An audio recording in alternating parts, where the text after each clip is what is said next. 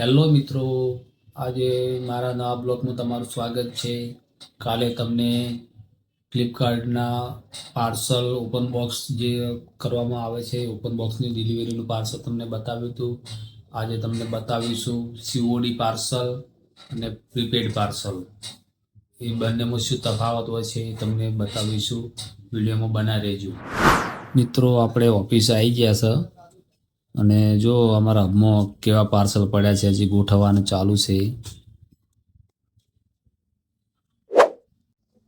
ચાલો તારે આપણે હવે બેગ ભરાઈ ગઈ છે, બેગ લઈને બસ નીકળવાનું જ છે. જોવાનું ચાલુ રાખો. જોઈ લો મિત્રો, આ છે પ્રીપેડ પાર્સલ.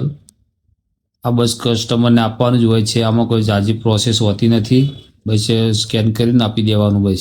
બસ એટલું જ તફાવત હોય છે, ઝાઝો હોતો નથી.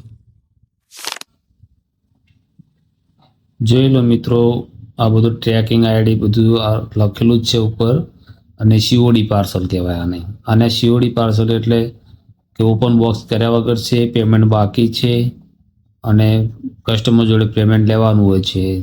તો મને આગળ જે પ્રીપેડ પાર્સલ બતાવ્યું એની જગ્યાએ સીઓડી લખેલું એટલે પેમેન્ટ બાકી હોય એને સીઓડી કહેવાય. આ સીઓડીમાં આટલો તફાવત હોય છે. મિત્રો, ઓપન બોક્સનું પાર્સલ એક હતું તે તમને બતાવી દઈએ કે આમાં એક નાના છોકરાનો જે પાવડર આવે છે પીવાનો, એ પાવડર હતો ને ઓપન બોક્સ કરીને આપણે આપ્યું છે. તો મિત્રો, કેવો લાગ્યો અમારો વિડીયો તમે જરૂરથી જણાવજો અને અમારી ચેનલને સબસ્ક્રાઈબ કરવાનું ના ભૂલતા અને લાઈક કરવાનું ના ભૂલતા. જય માતાજી.